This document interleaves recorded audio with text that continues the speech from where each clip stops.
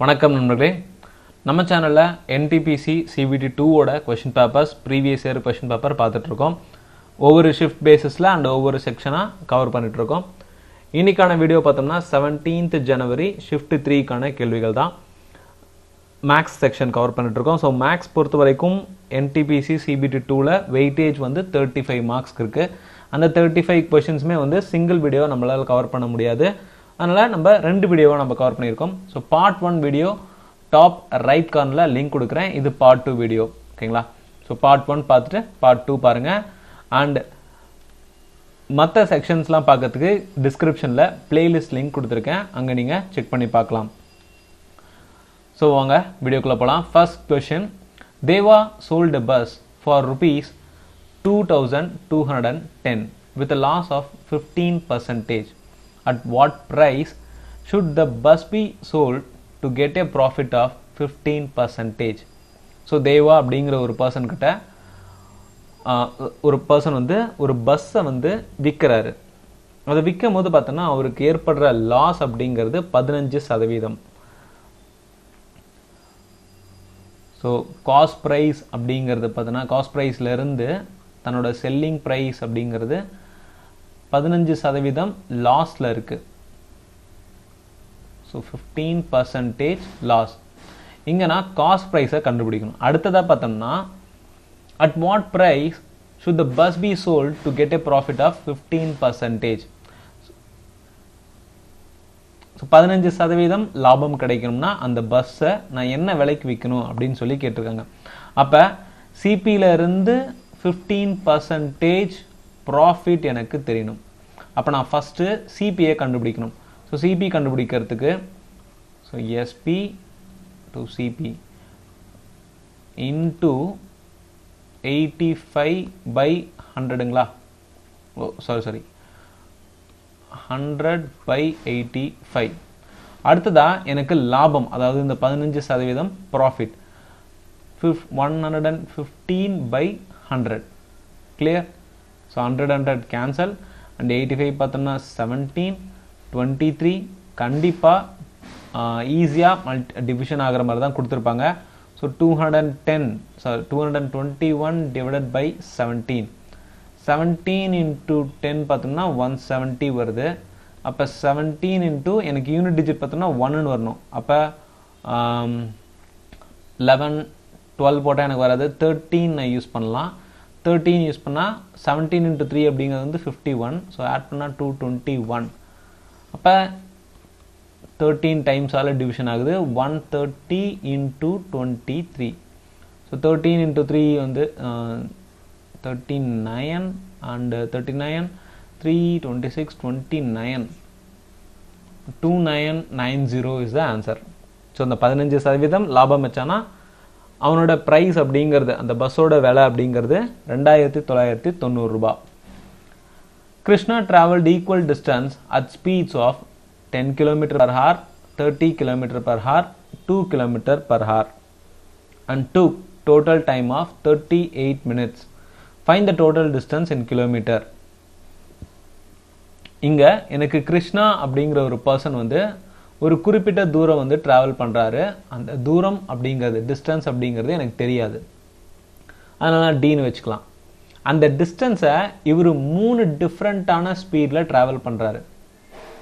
ஒன்று வந்து 10 km/h, இன்னொன்று 30 km/h அண்ட் தென் ஃபைனலாக 2 km/h.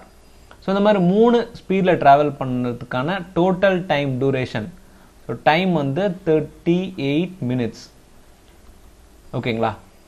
இப்போ எனக்கு இங்கே முக்கியமான கண்டிஷனே பார்த்தோம்னா அவர் ஈக்குவல் டிஸ்டன்ஸாக தான் ஷேர் பண்ணுறாரு. பார்த்தோம்னா ஃபார் எக்ஸாம்பிள் இங்கே வந்து ஒரு 30 கிலோமீட்டர் அப்படிங்கிறது, நான் சும்மா ஒரு எக்ஸாம்பிளுக்காக தாங்க சொல்கிறேன், ஓகேங்களா?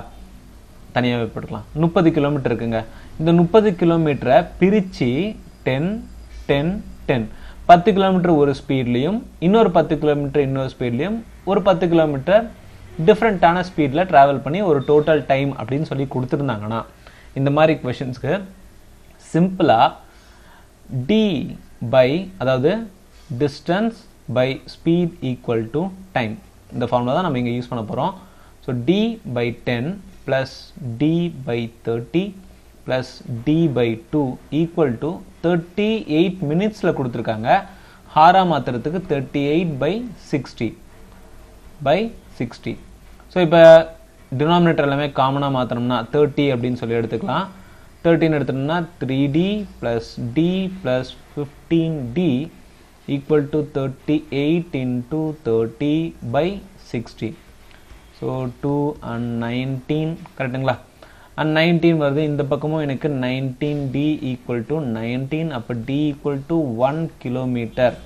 கிருஷ்ணா டிராவல் பண்ண டிஸ்டன்ஸ் அப்படின்னு பார்த்தோம்னா 1 kilometre. Next sum. There are total of 200 students in a school, of which 7 by 10 are boys. Find the number of girls in the school. ரொம்ப ஈஸி கொஷின். டோட்டலாக வந்து 200 ஸ்டூடெண்ட்ஸ் இருக்காங்க. அந்த 200 ஸ்டூடெண்ட்டில் 7/10 பாய்ஸ். அப்போ ரிமைனிங் அப்படின்னு பார்த்தோம்னா 7 by 10 minus 1 3 by 10ங்களா? அப்போ 3 by 10 அப்படிங்கிறது எனக்கு கேர்ள்ஸ். ஓகே, அப்போ 3 by 10 into 200 equal to 0 cancel and 60 அப்படிங்கிறது எனக்கான கேர்ள்ஸ் ஸ்ட்ரென்த். சரி, நான் ஏன் கேர்ள்ஸுக்கு போகணும்? டேரெக்டாக நான் எனக்கு கொடுத்துருக்க பாய்ஸ் வச்சா நான் கால்குலேட் பண்ணிடுறேன். ஏன் சுற்றி வளைச்சி போகணும்? இது வந்து நார்மலாக அந்த ரேஷியோ பிரிக்கிறத நீங்கள் தெரிஞ்சுக்கிறதுக்காக நம்ம சொன்னோம். டேரெக்டாக 7 by 10 into 200 equal to 140 boys. So அப்போ 140 பாய்ஸ்னு எனக்கு தெரிஞ்சுது. அப்போ 200 minus 140 அப்படின்னு போட்டோம்னா 60 கேர்ள்ஸ். ஓகேங்களா? ரெண்டாவும் நீங்கள் சால்வ் பண்ணலாம். பட் ரேஷியோ தெரிஞ்சுக்கிறதுக்காக உங்களுக்கு 3/10 அப்படின்னு சொல்லியிருக்கேன். ஸோ நம்பர் ஆஃப் கேர்ள்ஸ் அப்படின்னு பார்த்தோம்னா 60 பேர். அடுத்து, if the product of two numbers is 4941 and their LCM is 81 and their HCF is கேட்டிருக்காங்க. LCM and HCF பொறுத்த வரைக்கும் ரொம்ப இம்பார்ட்டன்டான ஃபார்முலா அப்படின்னு பார்த்தோம்னா product of two numbers equal to LCM into HCF. Most இம்பார்ட்டன்ட்ங்க. ஸோ நமக்கு இங்கே என்ன கொடுத்துருக்காங்க? ப்ராடக்ட் ஆஃப் டூ நம்பர்ஸ் 4941 அப்படின்னு சொல்லி கொடுத்துட்டாங்க.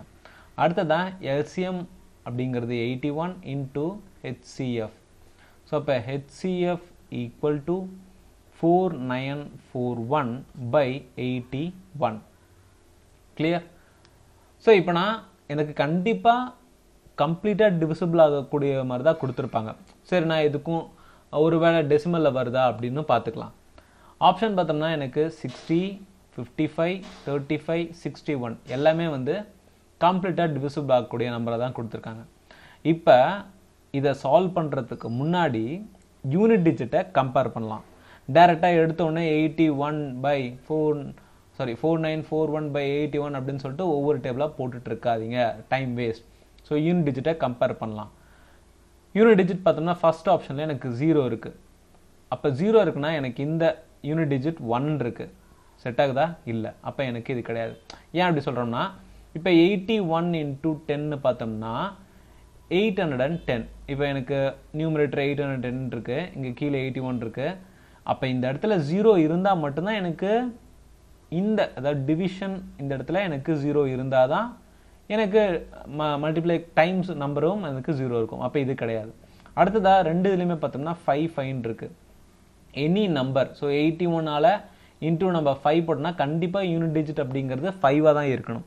ஸோ 5ஓ அது 15ஓ இல்லை 25ஓ எனக்கு கண்டிப்பாக இந்த யூனிட் டிஜிட் 5ஆக இருந்திருக்கணுமா? பட் 1 தான் இருக்குது. அதனால் இந்த ரெண்டு ஆப்ஷனுமே கிடையாது. ரிமைனிங் இருக்க 61 தான், அதுதான் ஆன்சர். அண்டு நான் பார்த்தாலும் 81 into 61 இருக்குது. யூனிட் டிஜிட் ரெண்டுமே 1 1. ஸோ 1 into 1 அப்படி பண்ணாலும் எனக்கு யூனிட் டிஜிட் 1ஆக தான் இருக்க போகுது. அப்போ என்னோட ஆன்சர் அப்படிங்கிறது 61. ஓகேங்களா? ஸோ இந்த மாதிரி டிவிஷன் பண்ணிட்டு இருக்காதீங்க, ஆப்ஷனை பாருங்கள். ஒருவேளை எனக்கு இந்த இடத்துல 71 or 91 அப்படி கொடுத்துருக்காங்க, அப்போ எல்லாமே யூனிட் டிஜிட் எனக்கு இங்கே 1ஆகவே இருக்கு அப்படிங்கும் போது மட்டும் டிவிஷன் போங்க. Clear?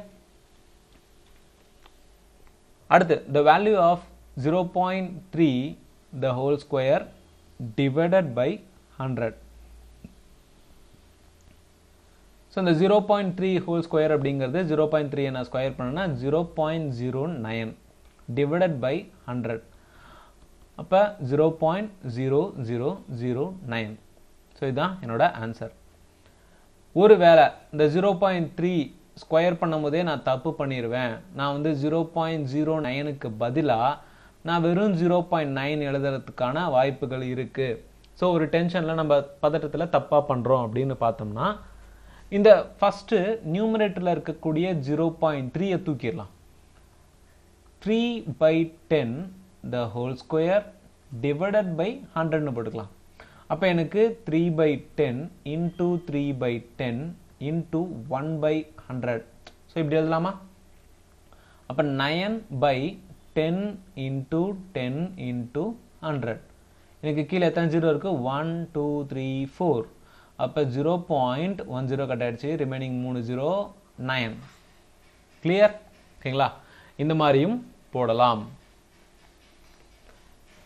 Find the HCF of 865 and 2595.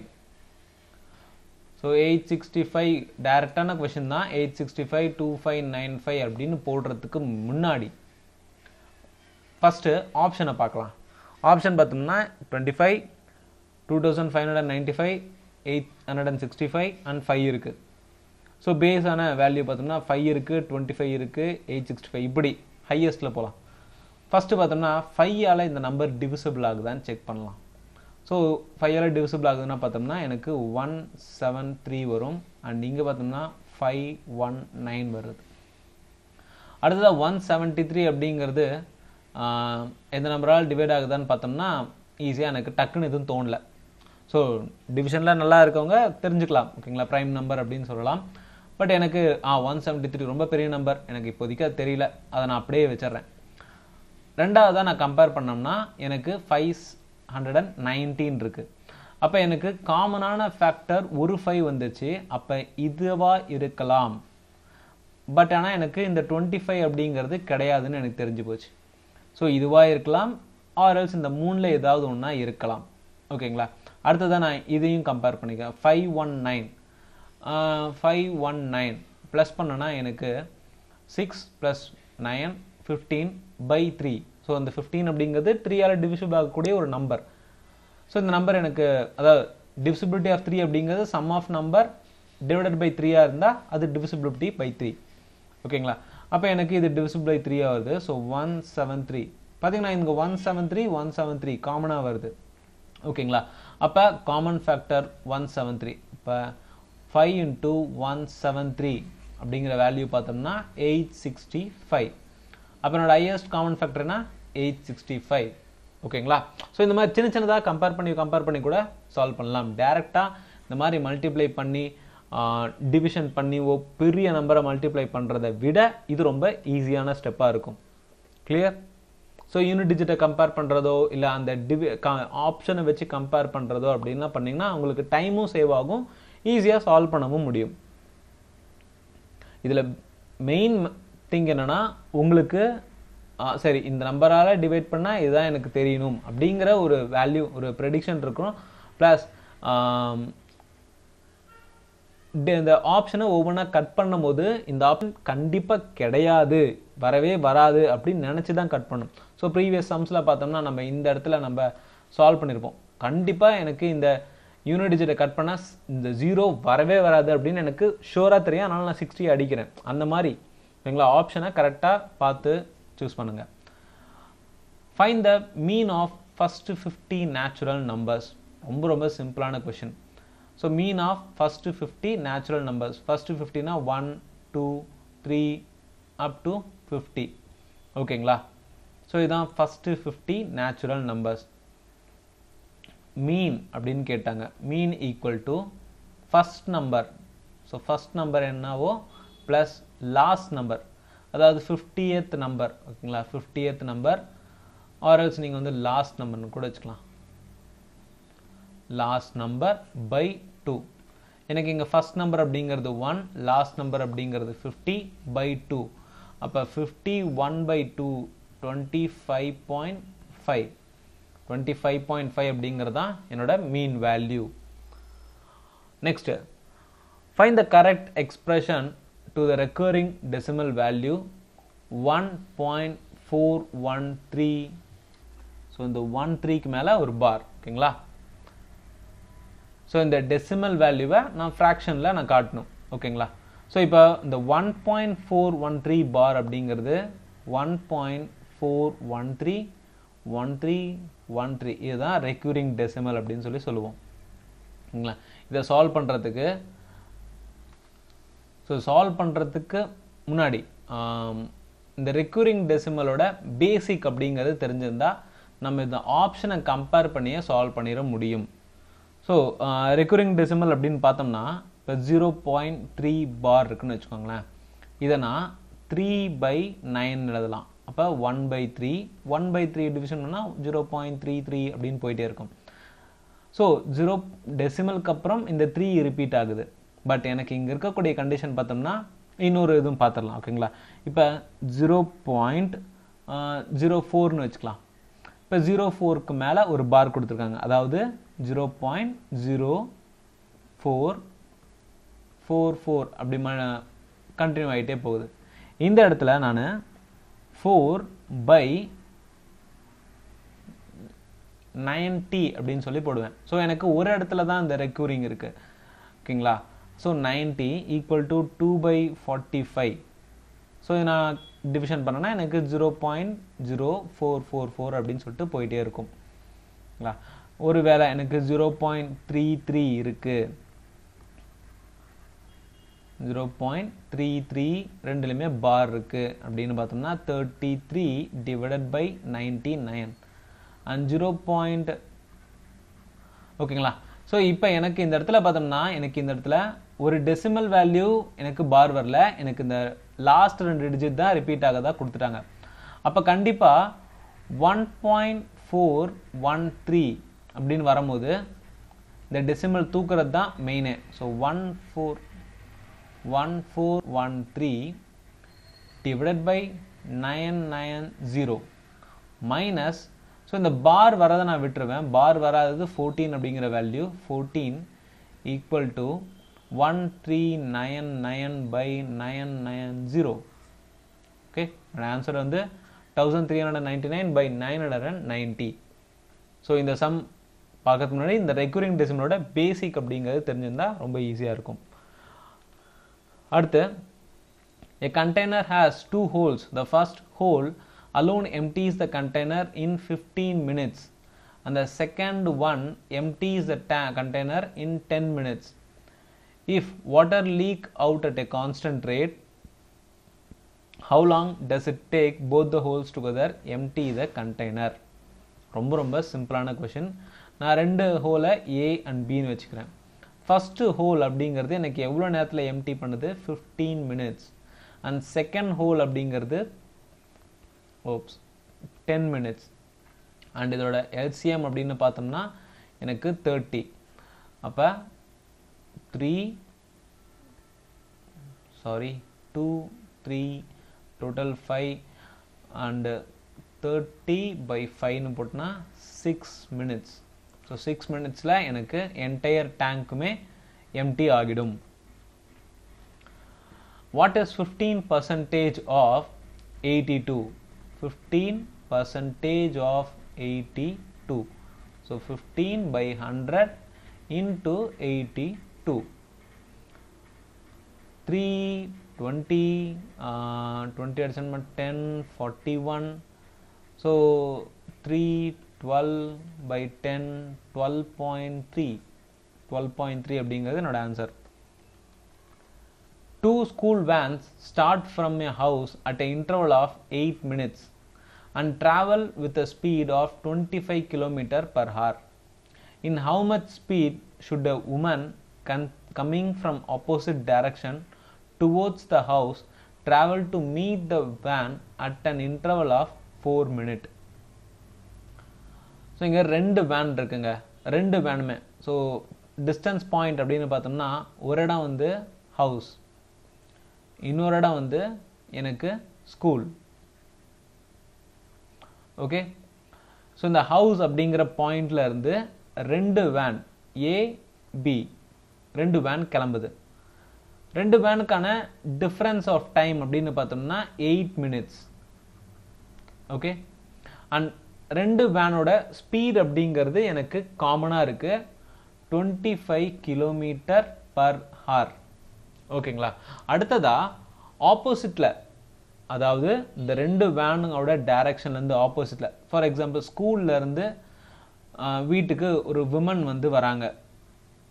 So opposite டைரக்ஷனில் வந்து வராங்க அப்படின்னா, அண்ட் இவங்க இந்த வேன் ரெண்டுமே வந்து, ஸோ இவங்க கிராஸ் பண்ணி போகும்போது ஏக்கும் பிக்கும் ஃபர்ஸ்ட் ஏ வேனை பார்த்ததுக்கப்புறம் பி வேனை 4 minutes இன்டர்வல்லே பார்க்குறாங்க. ஓகே. ஸோ 4 minutes டிஃப்ரென்ஸில் தான் அந்த 2 வேனையுமே இவங்க பார்க்குறாங்க. அப்போ இந்த விமனோட ஸ்பீட் அப்படிங்கிறது தான் கேட்டிருக்காங்க. ஸோ ஃபஸ்ட்டு நான் விமனோட ஸ்பீட் அப்படிங்கிறத எக்ஸ்னு வச்சுக்கிறேன். X kilometre per hour. இவங்க ஆப்போசிட் டைரக்ஷனில் எது நோக்கி? வேன் நோக்கி. அந்த 2 வேனோட ஸ்பீடுமே வந்து ஒரே ஸ்பீட் தான் 25 கிலோமீட்டர் பர் ஹார். அப்போ ரிலேட்டிவ் ஸ்பீட் அப்படின்னு நான் போடும்போது 25 + x kilometre per hour. Opposite டைரக்ஷனால ப்ளஸ். ஸோ இப்போ நான் வேனோட ஸ்பீடையும் விமனோட ஸ்பீடையும் கம்பேர் பண்ணலாம். வேனோட ஸ்பீட் அப்படின்னு பார்த்தோம்னா 25 கிலோமீட்டர் பர் ஹார். 2 வேனோட இன்டர்வல் டைம் பார்த்தோம்னா 8 minutes. ஸோ மினிட்டாக நான் போட முடியாது, அதனால் ஹாரா 8/60 ஈக்குவல் டு விமனோட ரிலேட்டிவ் ஸ்பீட் அப்படிங்கிறது 25 + x. அவங்களோட டைம் இன்டர்வல்னு பார்த்தோம்னா 4 minutes இடைப்பட்ட டைமில் அவங்க அந்த வேனை பார்க்குறாங்க. ஸோ 4/60. கிளியர்? ஓகேங்களா. ஸோ இப்போ இந்த 60 இந்த இதை அடித்தோம்னா எனக்கு இந்த இடத்துல 2 வரும். And 50 equal to 25 + x and x is equal to 25. விமனோட ஸ்பீட் அப்படிங்கிறதும் 25 கிலோமீட்டர் பர் ஹார். ஓகேங்களா. ஸோ ரொம்ப சிம்பிள், கான்செப்ட் மட்டும் நமக்கு தெரிஞ்சால் போதும். அண்டு இந்த இடத்துல நான் ஒரு ஸ்பீடை மட்டும், அதாவது 25, ஏன்னா எனக்கு 2 வேனோட ஸ்பீடுமே சேம், அதனால தான் வந்து இந்த மாதிரி போட முடிஞ்சது.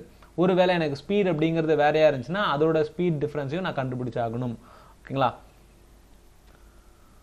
The cash difference between the selling price of an article at a profit of 8% and 12% is 3. The ratio of two selling prices 27:28, 27:29, 29:31 and 27:31. So ஒரு பொருள் இருக்குது, அதோட விலை அப்படின்னு பார்த்தோம்னா 100% அப்படின்னு சொல்லி வச்சுக்கலாம். அண்ட் ப்ராஃபிட் 2 விதமான ப்ராஃபிட். ஒன்று வந்து 108, 8% ப்ராஃபிட் 108ன்னு வச்சுக்கிறேன். அண்ட் இன்னொன்று வந்து 112. ஓகேங்களா. ஸோ இந்த இதுக்கு இடைப்பட்ட கேஷ் வேல்யூ, பணத்தோட மதிப்பு அப்படிங்கிறது பார்த்தோம்னா 3 ரூபாய். அண்ட் டிஃபரன்ஸ் ஆஃப் பர்சன்டேஜ் அப்படின்னு பார்த்தோம்னா எனக்கு 4%. ஸோ இது வந்து செல்லிங் ப்ரைஸ் 1 அண்ட் இது வந்து செல்லிங் ப்ரைஸ் 2ன்னு வச்சுக்கிறேன். எனக்கு கண்டிப்பாக செல்லிங் ப்ரைஸ் 1 அப்படிங்கிறது செல்லிங் ப்ரைஸ் 2வோட கம்மியாக தான் இருக்க போகுது. ஸோ இப்போ நான் ஆப்ஷன் பார்த்தோம்னா 27:2 selling price 1, selling price 2. So SP1 அப்படிங்கிறது கம்மியாக தான் இருக்கணும் SP2வை விட.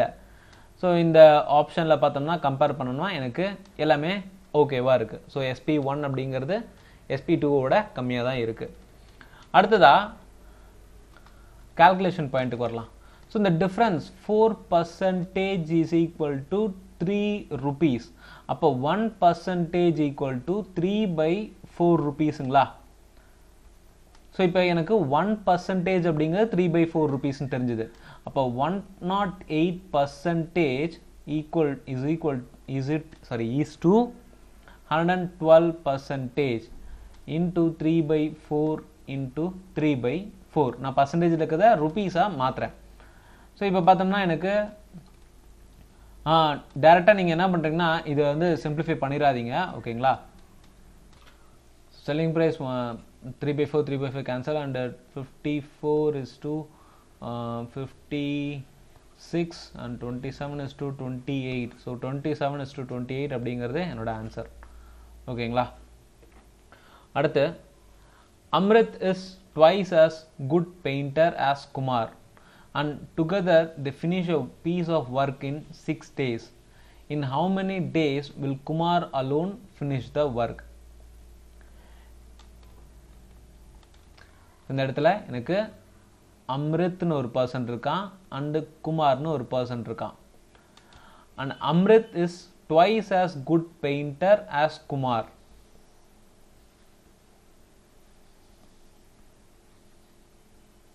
குமார் அப்படிங்கிறவங்க ஒரு நாளில் வேலை செஞ்சானா, சாரி எஃபிஷியன்சி, ஓகேங்களா. எஃபிஷியன்சி வந்து குமார் ஒரு வேலையை முடிக்கிற நேரத்தில் அம்ரித் 2 வேலையை முடிச்சிருவான். இது வந்து எஃபிஷியன்சி. இதுவே நான் டேஸில் பார்த்தேன்னா குமார் 2 நாளில் செய்யக்கூடிய வேலையை அம்ரித் ஒரு நாள்லேயே முடிச்சிருவான். அண்ட் இவங்க 2 பேரும் சேர்ந்து 6 நாளில் ஒரு குறிப்பிட்ட வேலையை முடிக்கிறாங்க. அப்போ டோட்டல் ஒர்க் அப்படின்னு பார்த்தோம்னா 3 + 2 = 3. 6 நாளில் முடிக்கிறாங்க அப்படின்னு வரும்போது எனக்கு 6 days. ஸோ 6 days அந்த டோட்டல் ஒர்க் வந்து 18. அடுத்ததான் குமார் மட்டும் அந்த வேலையை செஞ்சு முடிக்கிறான் அப்படின்னா, ஸோ குமாரோட எஃபிஷியன்சி அப்படின்னு பார்த்தோம்னா 1. ஸோ 18/1 = குமார் 18 நாள் அந்த வேலையை செய்வான். ஓகேங்களா, கிளியர். அடுத்து 16 men built a model in 35 days. How many days would it take for 25 men? ரொம்ப சிம்பிள். 16 men 35 டேஸில் ஒரு வேலையை முடிக்கிறாங்க. அதுவே 25 men சேர்ந்தால் எத்தனை நாளில் முடிப்பாங்க? Okay, so x 5 and 7. So 16 × 7/5 = x. So 16 × 7 அப்படின்னு பார்த்தோம்னா 2411/5 = x. அண்ட் எக்ஸோட வேல்யூ பார்த்தோம்னா டிவைட் பண்ணோன்னா 2.4. ஸோ 22.4 அப்படிங்கிறது என்னோட ஆன்சர். 25 மென் வந்து 22.4 டேஸில் அந்த குறிப்பிட்ட வேலையை கம்ப்ளீட் பண்ணிடுவாங்க. அடுத்து ஸோ ஒரு காம்ப்ரிஹென்ஷன் கொஷின் மாதிரி, raw cotton procurement prices of a spinning mill. நமக்கு இங்கே டேப்லர் காலமில் பார்த்தோம்னா ஒரு குறிப்பிட்ட இயர் வந்து கொடுத்துருக்காங்க. இயர் 1999 to 2000 அப்படின்னு ஒவ்வொரு இயராக கொடுத்துருக்காங்க. அதே மாதிரி அந்த டைமில் ரா காட்டன் அப்படிங்கிறதோட ஒரு குவிண்டலோட விலை அப்படின்னு பார்த்தோம்னா விலை வந்து ஒவ்வொரு வருஷத்துக்கும் ஒவ்வொரு மாதிரி இருந்திருக்கு. ஸோ இப்போ நம்ம கொஷின் பார்க்கலாம். The price in 2006 to 7 is approximately what percent of price in 1999 to 2000. 2006 to 7ல price பார்த்தோம்னா 6 to 7ல price வந்து 151. இதுவே 1999 to 2000ல இந்த குவிண்டலோட விலை வந்து 105.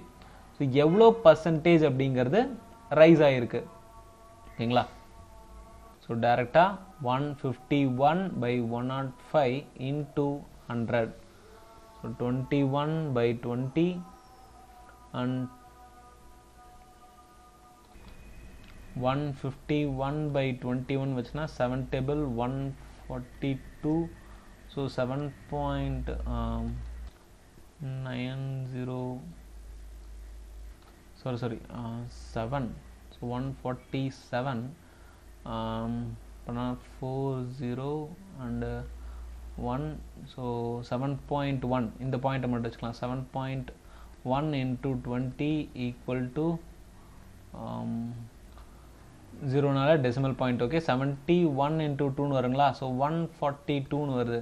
அப்போ 144 அப்படிங்கிறது, ஸோ 142க்கு அடுத்ததாக இருக்கக்கூடிய 144 அப்படிங்கிறது என்னோட ஆன்சர். ஸோ இந்த இடத்துல நான் இங்கேயே ரவுண்ட் ஆஃப் பண்ணிக்கிறேன். கண்டிப்பாக 7.1க்கு மேலே ஏதாவது ஒரு வேல்யூ வரப்போகுது. நான் சிம்பிளாக இருக்கணுமே அப்படின்னு சொல்கிறதுக்காக நான் 7.1ஓட ஒரு டெசிமல் பாயிண்ட்லேயே நான் ரவுண்ட் ஆஃப் பண்ணிக்கிறேன். அதனால் எனக்கு வரக்கூடிய ஆன்சர்லேருந்து நியர்பை ஆன்சராக நீங்கள் சூஸ் பண்ணிக்கலாம். அடுத்து, what is the average yearly increase in raw cotton procurement prices for the spinning mill from 1999 to 2007? So 1999ல் அந்த விலை குவிண்டலோட விலை அப்படின்னு பார்த்தோம்னா 105 ரூபாய் இருந்தது. கடைசியாக 2007ல் ஸோ 2007ன்னு பார்த்தோம்னா 151 ரூபான்னு இருக்கு. ஓகேங்களா? எனக்கு இங்கே ஆவரேஜ் இயர்லி இன்க்ரீஸ் அப்படின்னு சொல்லி தான் கேட்டிருக்காங்க. ஸோ ஆவரேஜ் இயர்லி இன்க்ரீஸ்ன்னு பார்த்தோம்னா இந்த இடைப்பட்ட இன்க்ரீஸ் அப்படின்னு பார்த்தோம்னா 46 ரூபாய். 46 ரூபாங்கிறது எத்தனை வருஷத்தில்? 1 2 3 4 5 6 7 8. So by 8. அப்போ தான் எனக்கு இயர்லி ஆவரேஜ் இன்க்ரீஸ் அப்படிங்கிறது தெரியும். ஓகேங்களா? அப்போ 5 பாயிண்ட் சம்திங் வருது. ஓகேங்களா? அப்போ ஆன்சர் பார்த்தோம்னா எனக்கு 5.75. கிளியர்? அடுத்ததா, what is the maximum increase in procurement prices in any 2 consecutive years? So அதிகமான இன்க்ரீஸ் எந்த வருஷத்துக்கு இடைப்பட்ட நடந்திருக்கு அப்படின்னு தான் கேட்டிருக்காங்க. ஸோ ஃபஸ்ட்டு 1999லேருந்து 2000 to 2000 இந்த 2 வருஷத்தில் இன்க்ரீஸ் அப்படின்னு பார்த்தோம்னா எனக்கு 5 ரூபா. அண்ட் இந்த வருஷத்தில் எனக்கு 2 ரூபா. இந்த 2 வருஷத்தை கம்பேர் பண்ணால் எனக்கு 3 ரூபா. இங்கே பண்ணோம்னா 2 ரூபா. அண்ட் இதை பண்ணோன்னா எனக்கு 13 ரூபா. அண்ட் இங்கே கம்பேர் பண்ணும்போது 11 ரூபா. ஸோ 6 and 7 கம்பேர் பண்ணும்போது எனக்கு 10 ரூபா. இதில் மேக்ஸிமம் இன்க்ரீஸ் அப்படிங்கிறது எந்த கான்சிக்யூட்டிவ் இயர்ஸில் நடந்திருக்கு அப்படின்னு பார்த்தோம்னா இந்த 13 ரூபா இன்க்ரீஸ் அப்படிங்கிற இடத்துல தான். அதாவது 2003 to 4க்கும் 2004லேருந்து 5. ஸோ இந்த இடைப்பட்ட வருஷத்தில் தான் எனக்கு 13 ரூபா அப்படிங்கிறது விலை வந்து ஏறி இருக்கு. அப்போ அந்த 13 ரூபா அப்படிங்கிறது எத்தனை பர்சன்டேஜ் இன்க்ரீஸ் அப்படின்னு தான் கேட்டிருக்காங்க. ஸோ 13 பை பேஸ் பார்த்தோம்னா 117 and 113. ஸோ 117 into 100 எவ்வளோ percentage increase? So 1300 by 117. So 117 by 1300 number 117 and 310 again 117. So எனக்கு 11% அப்படின்னு வருது. 11க்கு அப்புறம் கண்டிப்பாக வேல்யூ வரப்போகுது. ஆப்ஷன் பார்த்தோம்னா 11% இருக்கிறது பார்த்தோம்னா 11%, 11 1/9 இருக்கு. அப்போ எனக்கான ஆன்சர் பார்த்தோம்னா 11 1/9%. ஓகேங்களா? ஸோ ஏன்னா எனக்கு இந்த இடத்துல நீங்கள் ஒவ்வொரு ஸ்டெப்பாக போயிட்டே போகிற மாதிரியே தான் இருக்கும். பார்த்தோம்னா இப்போ 30 - 17 போகும்போது 3 1 போடுவோம், மறுபடியும் இங்கே 0 போடுவோம். இந்த மாதிரி கண்டினியூ ஆகிட்டே இருக்கும். ஸோ அதனால் 11க்கு அப்புறம் கண்டிப்பாக 11 பாயிண்ட் சம்திங்கில் வரப்போகுது. ஸோ அதனால் 11 1/9% அப்படிங்கிறது என்னோட ஆன்சர். அடுத்து, the price increase of which 2 years is the same? So ப்ரீவியஸாகவே நம்ம போட்டிருக்கோம். 2 வருஷத்தில் எந்த வருஷத்தில் ப்ரைஸ் இன்க்ரீஸ் அப்படிங்கிறது சேமாக இருக்குது அப்படின்னு சொல்லிட்டு ஒரு குறிப்பிட்ட இது கொடுத்துருக்காங்க. நம்ம ஆப்ஷன் வழியாகவே போகலாம். ஸோ ஆப்ஷனில் பார்த்தீங்கன்னா 3 to 4 and 4 to 5. So 3 to 4 and 4 to 5 பார்த்தோம்னா 13 ரூபா. அடுத்ததா, ஸோ நம்ம எல்லாத்துக்குமே போட்டுக்கலாம். ஓகேங்களா? ஸோ இது ரெண்டும் பார்த்தோம்னா எனக்கு 5 ரூபா அண்டு 5 2 3 2 13 11 10. ஓகேங்களா? ஸோ இதில் காமன் அப்படின்னு பார்த்தோம்னா எனக்கு 2 2 காமனாக இருக்குது. அப்போ எனக்கு இன்க்ரீஸ் அதாவது எந்த வருஷத்தில் சேமாக இருக்குது? 2001 to 2க்கும் 2003 to 4க்கும் காமனாக இருக்குது. ஸோ அப்போ ஆப்ஷன் பார்க்கலாம் 2001 to 2 and 3 to 4. எனக்கு இதுதான் ஆன்சர். ஓகேங்களா? அடுத்து 3/10, 4/15 and 1/3 இந்த நம்பர்ஸை கரெக்டான அசெண்டிங் ஆர்டரில் அரேஞ்ச் பண்ணணும். So 3/10, 4/15 and 1/3. ஸோ இந்த மாதிரி நமக்கு சம் கொடுத்துட்டாங்கன்னா இந்த டினாமினேட்டர் எல்லாமே வந்து காமனாக எடுத்துக்கோங்க. டினாமினேட்டர் நான் இங்கே காமனாக எடுத்தோம்னா 30 அப்படிங்கிறத காமனாக எடுத்துக்குமா? ஸோ 30 நீங்கள் பண்ணால் இங்கே வந்து இன்டூ 3 பண்ணுவேன் 9. ஸோ அப்போ இங்கே 30 இன்ட்டு 2 பண்ணால் 8, இங்கே 30 இன்ட்டு 10 பண்ணால் 10. ஸோ இப்போ அசெண்டிங் ஆர்டர்னு பார்த்தோம்னா இது ஃபஸ்ட்டு, செகண்டு, தேர்டு. அப்போ ஃபஸ்ட்டு வேல்யூ பார்த்தோம்னா 4/15, அடுத்ததா 3/10, அடுத்ததா 1/3. ஸோ 4, 3, 1 இந்த ஆர்டர் எங்கே இருக்குன்னு பாருங்கள், 4, 3, 1. ஓகே, இதுதான் என்னோட அசெண்டிங் ஆர்டர் வேல்யூ. அடுத்து, if plus means division and minus means into and division means plus and into means minus.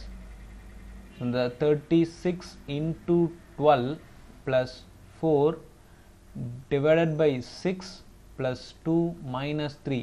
இதை வந்து சால்வ் பண்ண சொல்லியிருக்காங்க. ஸோ into means என்ன வருது எனக்கு, into means minus. அப்போ 36 minus 12. அடுத்ததா plus means division, division by 4. division அப்படிங்கிறது வந்து எனக்கு plus, division means plus. அடுத்ததா plus means, so plus means again it's division 2.